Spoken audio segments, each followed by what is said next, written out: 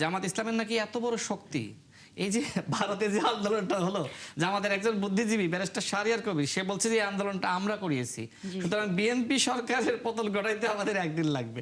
তো জি আমি তাদেরকে বলবো যে আপনারা বাংলাদেশে একটা আন্দোলন করেন, যাতে করে এই মধ্যপ্রাচ্য সহ যেখানে যেখানে যুদ্ধ হচ্ছে সেটা সেটি বন্ধ করেন, সেটি অথবা আপনাদের বাহিনী জি পাঠান। জি ইরানের হাতে প্রচুর পরিমাণ সমরাস্ত্র রয়েছে, যেগুলো মার্কিন যুক্তরাষ্ট্রও জানে না, কিংবা মধ্যপ্রাচ্যের তাদের মিত্র রাষ্ট্রগুলোও জানে না, কিংবা ইউরোপিয়ান ইউনিয়নও জানে না।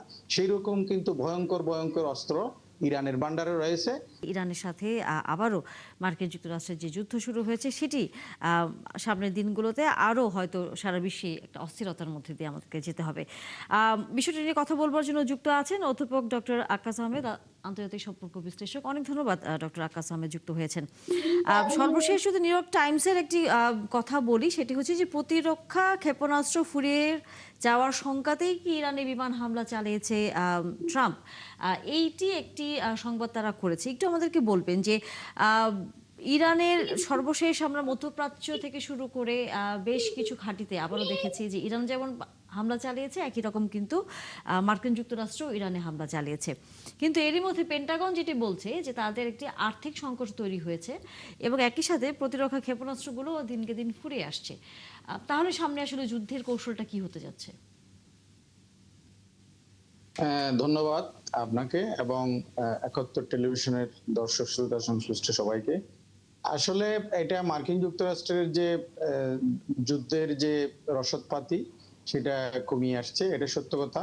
এবং নিউ ইয়র্ক টাইমসের যে নিউজ সেটা অনেকটাই সত্য, এবং সেটা মার্কিন যুক্তরাষ্ট্রের আমরা জানি যে গত ফেব্রুয়ারি থেকে যুদ্ধ শুরু হয়ে এখনো পর্যন্ত চলমান, এবং রিসেন্টলি মনে হয় একটা যুদ্ধবিরতি বা স্থগিত করেছে, সাময়িকভাবে তারা স্থগিত করেছে। এটা হচ্ছে মার্কিন যুক্তরাষ্ট্রের যে পরিমাণ বিলিয়ন বিলিয়ন ডলার খরচ হচ্ছে, সেটা মার্কিন যুক্তরাষ্ট্রের যে করদাতা ট্যাক্স পেয়ার তাদের জন্য একটা বার্ডেন, এবং মার্কিন যুক্তরাষ্ট্রের যে সরকার তাদের জন্য একটি বড় ধরনের বার্ডেন, এবং পুরো বিশ্বের জন্য একটি সংকট তৈরি করেছে, বিশেষ করে আমদানি রপ্তানির ক্ষেত্রে এবং জ্বালানি সংকটের জন্য একটি বড় ধরনের বৈশ্বিক সংকট তৈরি করেছে। সেজন্য মার্কিন যুক্তরাষ্ট্র সাময়িকভাবে এই যুদ্ধ স্থগিত করেছে। এবং সেটা তারা যদি এখানে একটি বিষয় গুরুত্বপূর্ণ, সেটা হচ্ছে কি মার্কিন যুক্তরাষ্ট্রের যে সমস্ত দাবি দেওয়া সেটা এবং ইরানের যে সমস্ত দাবি দেওয়া, সেটা যদি দুই পক্ষ যদি তারা যদি সেটা তাদের মধ্যে যদি সেটা দফা রফা না হয়, তাহলে কিন্তু যুদ্ধ আবার শুরু হতে পারে। তো এই ক্ষেত্রে যে বিষয়টা সেটা হচ্ছে কি তখন বৈশ্বিক সংকট আরো তীব্রতর হবে।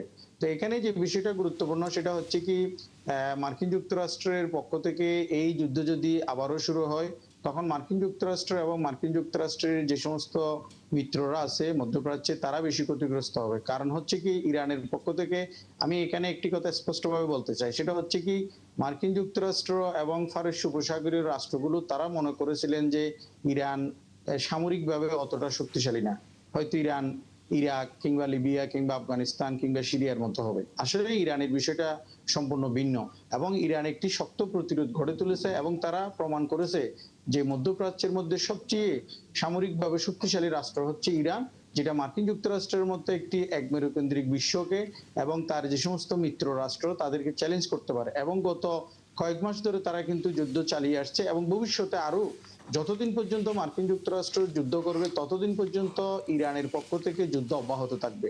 এখানে আরেকটি বিষয় গুরুত্বপূর্ণ, সেটা হচ্ছে কি আমরা মনে করি যে শুধুমাত্র ইরানের হাতে বিভিন্ন ক্ষেপণাস্ত্র কিংবা ড্রোন রয়েছে, এর বাইরেও কিন্তু ইরানের হাতে প্রচুর পরিমাণ সমরাস্ত্র রয়েছে, যেগুলো মার্কিন যুক্তরাষ্ট্রও জানে না, কিংবা মধ্যপ্রাচ্যের তাদের মিত্র রাষ্ট্রগুলোও জানে না, কিংবা ইউরোপিয়ান ইউনিয়নও জানে না।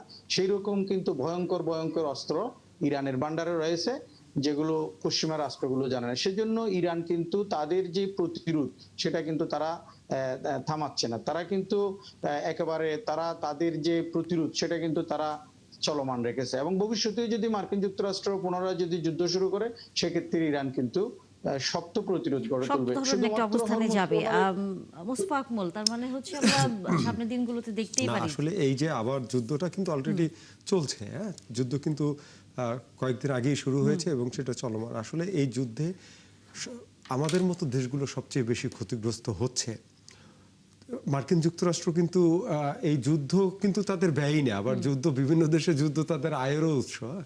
তো যাই হোক, এই যুদ্ধটায় আমরা আমাদের জন্য খুবই চ্যালেঞ্জিং হবে, কারণ আমাদের জ্বালানি সংকট চলছে। এর মধ্যে দেখেন কয়েক দফা তেলের দাম বাড়লো, সামনে আবারও কিন্তু এরকম আশঙ্কা আছে তেলের দাম বাড়ার, এবং তেল সরবরাহ কিন্তু ব্যাঘাত হচ্ছে, যে কারণে আমাদের দেখেন পাওয়ার স্টেশনগুলো ঠিকভাবে জ্বালানি পাচ্ছে না, এলএনজি আমদানি সংকটের মধ্যে সেটাও ব্যাহত হচ্ছে। সব মিলিয়ে আসলে আমাদের মতো দেশগুলো খুবই ক্ষতিগ্রস্ত হচ্ছে, এবং সামনে খুব বড় চ্যালেঞ্জ।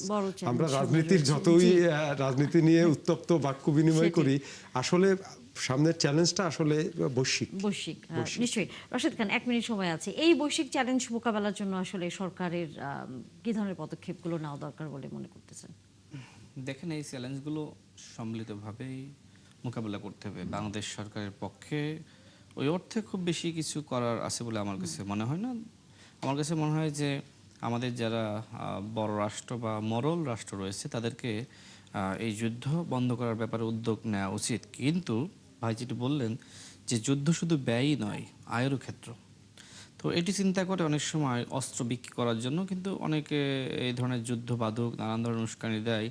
তবে এটা অনাকাঙ্ক্ষিত। আমরা মনে করি যে যেখানে আসলে এই পৃথিবী এগিয়ে যাওয়ার কথা, সেখানে কখনো ইউক্রেনে, কখনো মধ্যপ্রাচ্যে এই যুদ্ধগুলো আমাদেরকে অনেক পিছিয়ে দিচ্ছে, এবং আমরা একটি গরিব রাষ্ট্র হিসেবে আমরা অনেক বেশি ক্ষতির শিকার হচ্ছি। এই যে আমাদের বিরোধী দল সব কিছু আসলে সরকারের উপর দায় চাপায়। জ্বালানির দাম বাড়লো, সরকার বিদ্যুৎ দিতে পারতেছে না, কিন্তু এইগুলোর মূলে যে আসলে মধ্যপ্রাচ্যে আসলে সংকট।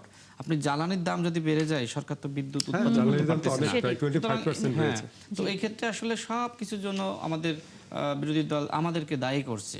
তারা আসলে এই যুদ্ধ বন্ধ করার জন্য তাদেরও তো আমি মনে করি বাংলাদেশে আন্দোলন করা উচিত। এটি সবথেকে এই মুহূর্তে বড় প্রয়োজন। জি, আমরা নিশ্চয়ই সামনে দেখব। বিরোধী দল শুধু দেশ না, দেশের বাইরেও যেখানে বাংলাদেশের স্বার্থ জড়িত সেখানে জামাত ইসলামের নাকি এত বড় শক্তি, এই যে ভারতে যে আন্দোলনটা হলো, জামাতের একজন বুদ্ধিজীবী ব্যারিস্টার শাহরিয়ার কবির, সে বলছে যে এই আন্দোলনটা আমরা করিয়েছি। সুতরাং বিএনপি সরকারের পতন ঘটাইতে আমাদের একদিন লাগবে। তো আমি তাদেরকে বলবো যে আপনারা বাংলাদেশে একটা আন্দোলন করেন, যাতে করে এই মধ্যপ্রাচ্য সহ যেখানে যেখানে যুদ্ধ হচ্ছে সেটা বন্ধ করেন, অথবা আপনাদের বাহিনী পাঠান এই যুদ্ধ বন্ধ করার জন্য। আপনারা এত শক্তিশালী। অধ্যাপক ডক্টর আকাশ আহমেদ, অনেক ধন্যবাদ যুক্ত হয়েছেন আপনি আমাদের সাথে। আবারও হয়তো কথা হবে। মোস্তফা আকমল আপনাকেও, এবং একই সাথে রাশেদ খান আপনাকেও ধন্যবাদ।